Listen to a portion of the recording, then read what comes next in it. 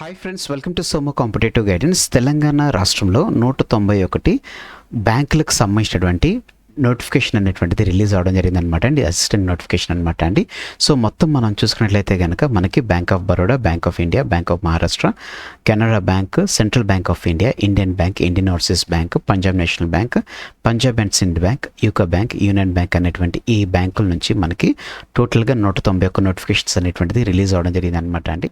అత్యధికంగా మనకి Indian bank నుంచి చేయడం జరిగిందనమాట. 50 ఉద్యోగాలు అనేటువంటిది వేయడం జరిగిందనమాట. ఇందులో 8 పోస్టులు ఎస్సీకి, 4 పోస్టులు ఎస్టీకి, ఓబీసీకి 14 పోస్టులు, 4 పోస్టులు వచ్చేసి ఈడబ్ల్యూఎస్కి, 19 పోస్టులు వచ్చేసి యూఆర్కి వేయడం జరిగిందనమాట అండి. 2 పోస్టులు వచ్చేసి ఐడికి, 2 పోస్టులు వచ్చేసి డిఎస్ఎంకి, 4 పోస్టులు వచ్చేసి ఈఎస్ఎంకి వేయడం జరిగిందనమాట. సో తర్వాత మనం చూసుకున్నట్లయితే కనుక 15 పోస్టులు బ్యాంక్ ఆఫ్ బరోడాకి వేయడం జరిగింది. 2 ఎస్సీ, 1 ఎస్టీ, 4 ఓబీసీ, 1 ఈడబ్ల్యూఎస్, 7 యూఆర్కి వేయడం జరిగింది, 1 ఓసీకి, 2 ఈఎస్ఎంకి వేయడం జరిగింది అనమాట. నెక్స్ట్ బ్యాంక్ ఆఫ్ ఇండియాకి 5 పోస్టులు, 1 పోస్ట్ ఎస్సీకి, 1 పోస్ట్ ఓబీసీకి, 1 పోస్ట్ ఈడబ్ల్యూఎస్కి, 2 పోస్టులు యూఆర్కి వేయడం జరిగింది అనమాట. నెక్స్ట్ బ్యాంక్ ఆఫ్ మహారాష్ట్ర 11 పోస్టులు వేయడం జరిగింది, 1 పోస్ట్ ఎస్సీకి, 2 పోస్టులు ఓబీసీకి, 1 పోస్ట్ ఈడబ్ల్యూఎస్కి, 7 పోస్టులు యూఆర్కి వేయడం జరిగింది, 1 పోస్ట్ వచ్చేసి ఈఎస్ఎంకి వేయడం జరిగింది అనమాట. కెనరా బ్యాంక్ 15 పోస్టులు వేయడం జరిగింది అనమాట అండి. 2 పోస్టులు ఎస్సీకి, 8 పోస్టులు ఎస్టీకి, 4 పోస్టులు ఓబీసీకి, 1 పోస్ట్ ఈడబ్ల్యూఎస్కి వేయడం జరిగింది, 1 పోస్ట్ ఈఎస్ఎంకి వేయడం జరిగింది. అలాగనే సెంట్రల్ బ్యాంక్ ఆఫ్ ఇండియాలో 30 పోస్టులు వేయడం జరిగింది అనమాట. 5 పోస్టులు ఎస్టీకి, 2 పోస్టులు ఎస్టీకి, ఓబీసీకి 7 పోస్టులు, ఈడబ్ల్యూఎస్కి 3 పోస్టులు, యూఆర్కి 13 పోస్టులు వేయడం జరిగింది అనమాట. ఓసీకి వచ్చి 1, ఈఎస్ఎంకి వచ్చేసి 1, డిఎస్ఎంకి వచ్చేసి 1 పోస్ట్ వేయడం జరిగింది అనమాట అండి. నెక్స్ట్ ఇండియన్ ఓవర్సీస్ బ్యాంకులో 40 పోస్టులు వేయడం జరిగింది అనమాట. 7 పోస్టులు ఎస్సీకి, 3 పోస్టులు ఎస్టీకి, 10 పోస్టులు ఓబీసీకి, ఈడబ్ల్యూఎస్కి వచ్చేసి 3 పోస్టులు, యూఆర్కి వచ్చేసి 17 పోస్టులు. అలాగనే విఐకి, ఐడికి చెరో 1 పోస్టు, ఈఎస్ఎంకి 4, ఈ డిఎస్ఎంకి 2 పోస్టులు వేయడం జరిగింది. పంజాబ్ నేషనల్ బ్యాంక్లో 12 పోస్టులకు గాను 1 పోస్ట్ ఎస్సీకి, 3 పోస్టులు ఓబీసీకి, 1 పోస్టు ఈడబ్ల్యూఎస్కి, 1 పోస్టు, 7 పోస్టులు యూఆర్కి, 1 పోస్ట్ ఈఎస్ఎం, 1 పోస్టు డిఎస్ఎంకి వేయడం జరిగింది అనమాట. పంజాబ్ సింధ్ బ్యాంక్ చూసుకున్నట్లయితే 3 పోస్టులకు గాను 1 పోస్ట్ వచ్చేసి ఎస్సీకి, 2 పోస్టులు వచ్చేసి యూఆర్కి వేయడం జరిగింది అనమాట అండి. నెక్స్ట్ యూకో బ్యాంక్ 10 పోస్టులకు గాను 1 పోస్ట్ ఎస్సీకి, 2 పోస్టులు ఓబీసీకి, ఈడబ్ల్యూఎస్కి 1 పోస్టు, యూఆర్కి 6 పోస్టులు, విఐకి అలాగనే ఈఎస్ఎంకి చెరో 1 పోస్ట్ వేయడం జరిగింది అనమాట అండి. సో ఈ పోస్టులకు సంబంధించినటువంటి అప్లికేషన్ చేసేటువంటి ప్రాసెస్ వివరాలు, అప్లికేషన్ వివరాలు, తేదీ, లాస్ట్ డేట్ అనేటువంటిది ఇప్పుడు మీకు చూపించడం జరుగుతుంది అనమాట అండి.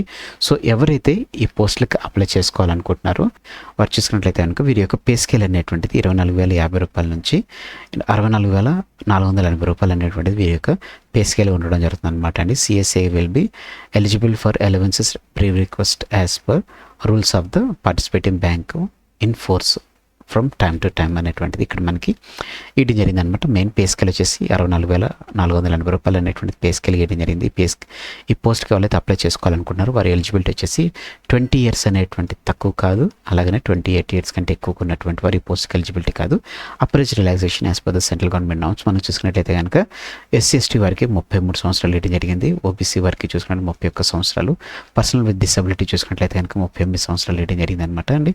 ఎక్స్ సర్వీస్ మెన్ మనం చూసుకున్నట్లయితే కనుక వీరికి ఎక్స్ సర్వీస్ మెన్ పీరియడ్ ఉన్నటువంటి వారు ప్లస్ 3 ఇయర్స్ అనేటువంటిది ఇవ్వడం జరిగింది. అలాగే 8 ఇయర్స్ అనేటువంటిది ఎస్సీ ఎస్టీ వారికి. సో వీరికి టోటల్గా చూసినట్లయితే 40 ఇయర్స్ అనేటువంటిది ఇవ్వడం జరిగింది. Widow, divorced women and women legally separated work చూసుకున్నట్లయితే కనుక 35 ఇయర్స్ వచ్చేసి జనరల్ ఈడబ్ల్యూఎస్ కేటగిరీకి, 38 ఇయర్స్ వచ్చేసి ఓబీసీకి, 40 ఇయర్స్ వచ్చేసి ఎస్సీ ఎస్టీ వారికి ఇస్తున్నట్లు ఇందులో మనకి మెన్షన్ అనేటువంటి చేయడం జరిగింది అనమాట అండి. సో ఈ పోస్టులకు సంబంధించినటువంటి మనం చూసుకున్నట్లయితే కనుక ఈ డిసబిలిటీకి సంబంధించినటువంటి డీటెయిల్స్ అనమాట అండి. సో రెగ్యులర్గా ఎవ్రీ బ్యాంకింగ్ ఉన్నటువంటి డీటెయిల్స్ అనేటువంటిది ఇక్కడ మనకి వేయడం జరిగింది అనమాట. సో ఇది కాకుండా ఎవరైతే ఈ పోస్టులకు అప్లై చేసుకోవాలనుకుంటున్నారో ఈ పోస్టులకు అప్లై చేసుకోవాలనుకునేటువంటి వారికి సంబంధించినటువంటి ఎడ్యుకేషన్ క్వాలిఫికేషన్ చూసినట్లయితే కనుక డిగ్రీ కంప్లీట్ చేసినటువంటి వారు ఈ పోస్ట్కి అప్లై చేసుకోవాలని చెప్పేసి తెలపడం జరిగింది అనమాట అండి. సో వారికి కంపల్సరీగా గ్రాడ్యుయేషన్ సర్టిఫికేట్ వచ్చినటువంటి వారు ఈ పోస్ట్కి అప్లై చేసుకోవచ్చు. ఫైనల్ ఇయర్ చదువుతున్నటువంటి వారు ఈ పోస్ట్కి అప్లై చేసుకోవడానికి ఎలిజిబిలిటీ అనేటువంటిది లేదన్నట్లుగా మనకి ఇందులో తెలపడం జరిగింది అనమాట అండి. ఎవరైతే ఈ పోస్ట్కి అప్లై చేసుకోవాలనుకుంటున్నారో వారికి 1 ఆగస్ట్ నుంచి అంటే ఈ రోజు నుంచి 21 ఆగస్ట్ వరకు అంటే 20 రోజులు మనకి డ్యూరేషన్ అనేటువంటిది ఇవ్వడం జరిగింది అనమాట. 20 రోజుల్లోపు మీరు ఆన్లైన్ అప్లికేషన్ చేసుకోవచ్చు అనమాట. SC ST, PWBD, ESM, DSM వారికి 175 రూపాయలు. అదర్ దెన్ మిగతా వాళ్ళకి ₹850 అనేటువంటిది ఫీ పే కింద ఇస్తున్నట్లుగా తెలపడం జరిగింది. ఎగ్జామినేషన్ చూసుకున్నట్లయితే కనుక మీకు సెలక్షన్ ప్రాసెస్ చూసుకున్నట్లయితే కనుక ప్రిలిమ్స్ ఎగ్జామ్ ఉంటుంది, మెయిన్స్ ఎగ్జామ్ ఉంటుంది, లోకల్ లాంగ్వేజ్ ప్రొఫిషియన్సీ టెస్ట్ అనేటువంటిది ఉంటుంది అనమాట అండి. ఈ మూడింటిని బేస్ చేసుకుని మీకు ఇవ్వడం జరుగుతుంది అనమాట అండి. సో ప్రిలిమ్స్లో మనం చూసుకున్నట్లయితే కనుక 100 క్వశ్చన్స్కి 100 మార్క్స్, 60 minutes అనేటువంటి డ్యూరేషన్ ఉంటుంది అనమాట అండి. అయితే ఈ టాపిక్ వచ్చేసి సపరేట్గా వచ్చేసి 20 minutes డ్యూరేషన్ ఉంటుంది అనమాట. అంటే ఇంగ్లీష్ లాంగ్వేజ్ వచ్చేసి 30 questions 30 minutes అయిపోయిన వెంటనే మీరు 20 minutes అయిపోయిన తర్వాత మీకు న్యూమరికల్ ఎబిలిటీ 35 questions 35 మార్క్స్కి వెళ్ళిపోతుంది. ఆ తర్వాత మీకు రీజనింగ్లో 35 questions 35 మార్క్స్. ఈ రకంగా మీకు ఎగ్జామ్ అనేటువంటిది ఎండ్ అయిపోతుంది జరుగుతుంది అనమాట అండి. సో ఇందులో క్వాలిఫై అయినటువంటి ఇందులో నెగిటివ్ మార్కింగ్ వచ్చేసి 1/4 లేకపోతే 0.25 మార్క్స్ అనేటువంటిది కట్ ఆఫ్ కింద మీకు నెగిటివ్ మార్కింగ్ కింద వేయడం జరుగుతుంది అనమాట. మెయిన్స్లోకి వచ్చేసరికి 160 questions 200 మార్క్స్ 125 minutes కింద మీకు ఇవ్వడం జరుగుతుంది అనమాట అండి. జనరల్ అవేర్నెస్లో ఫైనాన్షియల్ చూసుకున్నట్లయితే కనుక 40 questions 50 మార్క్స్ 20 minutes అనేటువంటి డ్యూరేషన్ ఇస్తుంది. 20 minutes అయిపోయిన వెంటనే జనరల్ ఇంగ్లీష్లోకి వెళ్ళిపోతుంది. 40 questions 40 మార్క్స్ 35 minutes డ్యూరేషన్ అయిపోయిన వెంటనే మీకు రీజనింగ్ ఎబిలిటీలోకి వెళ్తుంది. 40 questions 60 మార్క్స్ 35 minutesలోకి వెళ్ళిపోతుంది. అయిపోయిన వెంటనే మీకు 40 questions 50 మార్క్స్ క్వాంటిటేటివ్ యాప్టిట్యూడ్లోకి ఇది అయిపోయిన వెంటనే ఎగ్జామ్ అనేటువంటిది కంక్లూడ్ అయిపోవడం జరుగుతుంది అనమాట అండి. సో ఈ రకంగా మీకు ఎగ్జామ్ అనేటువంటిది ఉంటుంది. ఇందులో కూడా మీకు 1/4 0.25 అనేటువంటిది నెగిటివ్ మార్కింగ్ కింద కన్సిడర్ చేస్తారు. సో ఇందులో లోకల్ లాంగ్వేజెస్ సంబంధించి చూసుకున్నట్లయితే కనుక ఆంధ్రప్రదేశ్లో ఇంగ్లీష్, హిందీ, తెలుగు అనేటువంటిది ఇవ్వడం జరిగింది అనమాట అండి. వేరేస్ తెలంగాణలో చూసుకున్నట్లయితే కనుక ఇంగ్లీష్, హిందీ, తెలుగు, ఉర్దూ అనేటువంటిది ఇవ్వడం జరిగింది అనమాట అండి. సో ఎవరైతే ఈ మెయిన్ ఎగ్జామ్కి క్వాలిఫై అవుతారు ఇందులో మీకు పెనాల్టీ అనేటువంటిది వేయడం జరిగింది. 1/4 లేకపోతే 0.25 మార్క్స్ అనేటువంటిది ఇందులో వేయడం జరిగింది అనమాట. లోకల్ లాంగ్వేజ్ ప్రొఫిషియన్సీ టెస్ట్ అనేటువంటిది ఉంటుంది అన్నట్లుగా తెలపడం జరిగింది అనమాట అండి. సో లోకల్ లాంగ్వేజెస్లో సంబంధించినటువంటి ప్రొఫిషియన్సీ టెస్ట్ ఆధారంగా అంటే ఇది జస్ట్ మీకు క్వాలిఫై నేచర్ కింద మీరు తీసుకోవడం జరుగుతుంది. మెయిన్కి వచ్చేసి మీకు రాసినటువంటి ఎగ్జామ్ని మీకు కన్సిడర్ చేస్తారన్నమాట. 200 మార్క్స్ని 100 మార్క్స్ కింద కన్సిడర్ చేస్తారు. అయితే లోకల్ లాంగ్వేజ్ ఏంటంటే మీకు ఆ లోకల్ లాంగ్వేజ్ మీద పట్టుందా లేదా అనేటువంటి చూస్తారనమాట. ఇక్కడ మీరు చూసుకున్నట్లయితే కనుక టోటల్ మార్క్స్ ప్రొవిజనల్ అలాట్మెంట్ అనేటువంటిది మీరు మెయిన్ ఎగ్జామినేషన్ మీద కన్సిడర్ చేస్తారని చెప్పేసి 200 మార్క్స్ని 100 మార్క్స్ కింద ప్రొవిజనల్గా అలాట్మెంట్ చేసి మీకు అలాట్మెంట్ ఆర్డర్స్ అనేటువంటిది ప్రొవైడ్ చేస్తారన్నట్టుగా ఇందులో మనకి మెన్షనింగ్ అనేటువంటి చేయడం జరిగింది అనమాట. ఇక ఆన్లైన్ అప్లికేషన్ సంబంధించినటువంటి ప్రాసెస్ తోటి నేను మీకు మరొక వీడియో అనేటువంటిది మీ ముందు తీసుకురావడం జరుగుతుంది అనమాట. ఎవరైతే ఈ పోస్ట్కి అప్లై చేసుకోవాలనుకుంటున్నారో ఈ పోస్ట్కి అప్లై చేసుకోవాలనుకునేటువంటి వారు కంపల్సరీగా మీరు చూసుకున్నట్లయితే కనుక ఈ డేట్స్ అనేటువంటిది గుర్తుపెట్టుకోండి అండి. ఎందుకంటే ఆన్లైన్ రిజిస్ట్రేషన్ అనేటువంటిది ఈ రోజు నుంచి ఈ నెల 21 వరకు జరుగుతుంది.